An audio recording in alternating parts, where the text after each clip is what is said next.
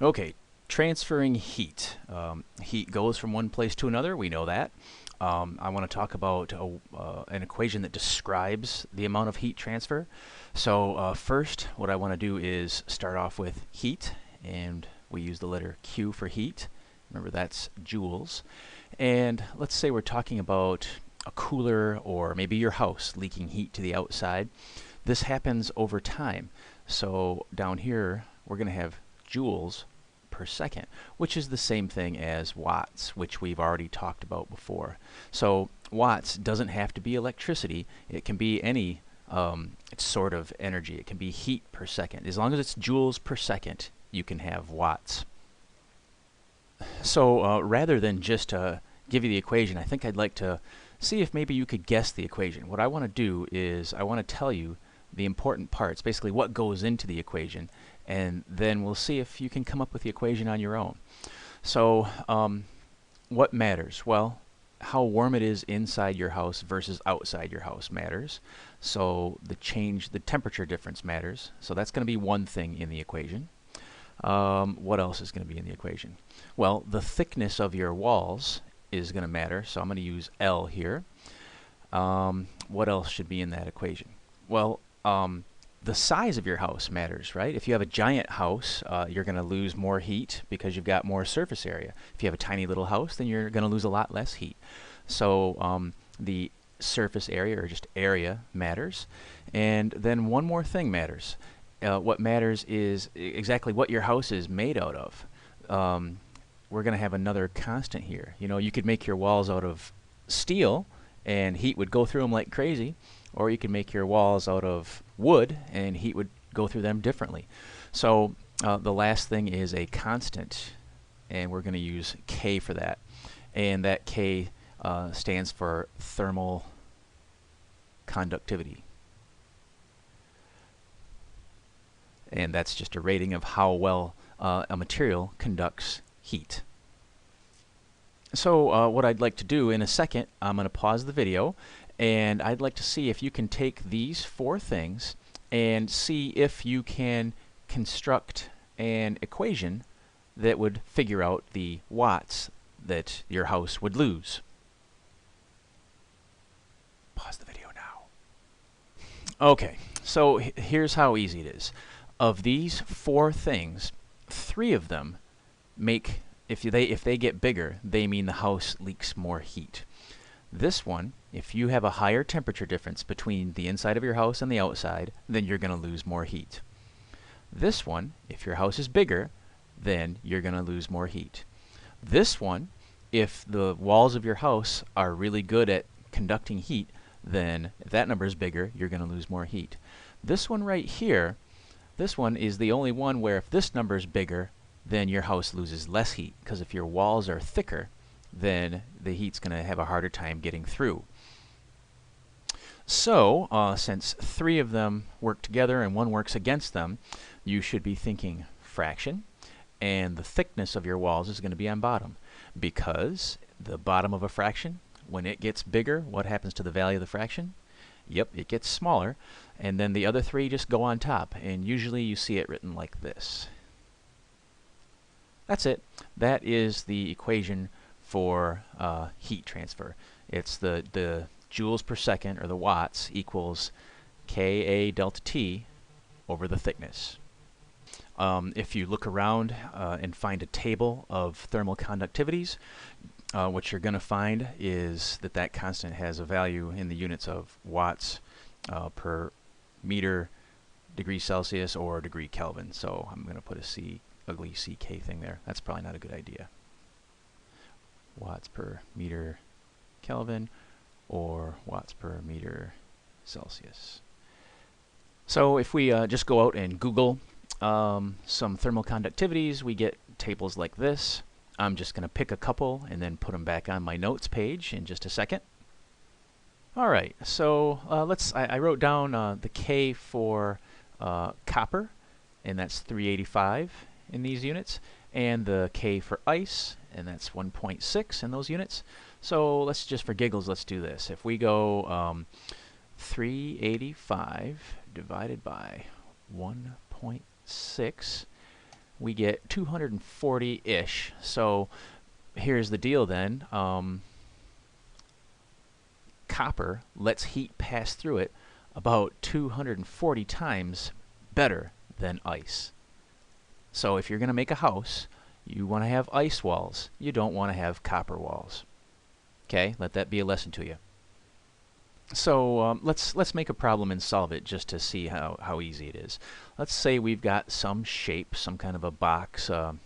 You know, it could be a giant cooler or a small house or who cares what, just some shape. And let's say that it's a meter tall. Let's say it's 2 meters front to back, and then let's say left to right it's another 2 meters.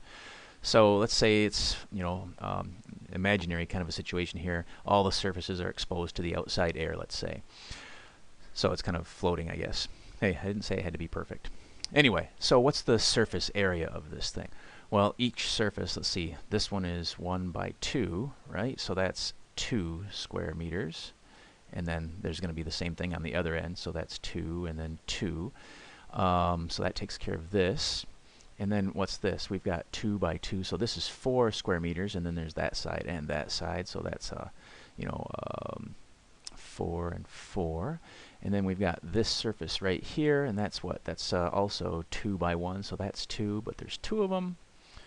So this thing is 2, 4, 8, 12, 16. So the surface of this thing is 16 square meters. That is going to be our A. And let's say that inside this box we are going to keep it at a temperature of 60 degrees Celsius. And let's say outside it's colder, so the temperature outside is 10 degrees Celsius. That means the temperature difference here is 50 degrees Celsius. So that's going to be our delta T. And let's see here, the thickness. Let's say that the thickness of our walls, let's say that's 1 centimeter. So what's that? That's 0.01 meters. So that is our L. And then the K, we've already got copper. So let's say that this is a copper box. So it's going to be 385. So let me make some room by erasing this crazy line. Oh, geez, I hate when that happens. So my wattage here, the watts of heat energy that are going to leak out from this box, it is going to be K, which is 385, times the area, which we figured out was 16 square meters, times the temperature difference, which was 50. And then on the bottom here we had the thickness, and that was 0.01 meters. And let's get the calculator out here. And so we're going to have 385 times 16 times, what number was that? 380, hold on. Oh yeah, that was 50. Times 50 equals, divided by 0.01. Holy cow, what an unrealistic problem. But hey, so what? So the answer was what? It was 30.8 times 10 to the 6, or 30.8 million. Okay, so 30.8. So if you had a copper box that was this big, 1 centimeter thick, and you kept it 60 degrees inside and it was 10 degrees outside, it would constantly be radiating, or it would constantly be losing that many watts of heat. So, okay, not the most realistic problem I've ever made, but hey, it is what it is. So what really matters to us, you don't see a lot of people solving problems like this or worrying about problems like this, but this kind of a problem leads us directly to another kind of a problem where we want to stop heat. And maybe you've got some experience with insulation in your house or in your attic or in your walls. Maybe you've heard of something called the R value. Okay, the R value is just a rating of how well something stops heat. And that one's really simple. R value just equals the thickness divided by the constant. Okay. So like for my crazy imaginary box problem, the L, the thickness was 1 centimeter, so 0.01 meters, and the constant was 385, and so that's going to be 0.01 divided by 385, and what do we get? We get a tiny little number, 2.59 times 10 to the negative fifth, or if you wanted to write it longhand or whatever, decimal notation, it would be what, 0.1234. So that's your R value. So yeah, copper, not a good thing to insulate your house with. Copper, very good thing to make a chef's pan out of, because it lets heat go through very fast. So maybe a little bit more reasonable problem, like I'm considering putting some styrofoam insulation on the outside of my house. And the K for styrofoam is 0.033. And let's just say that I'm going to put a thickness of, since I'm an American, I'm thinking in inches here, so 2 inches. So if I want to take that to centimeters, I'm going to times that by 2.54. And so that's 5.08 centimeters, so that's 0.051 meters. So my thickness is going to be 0.051 meters.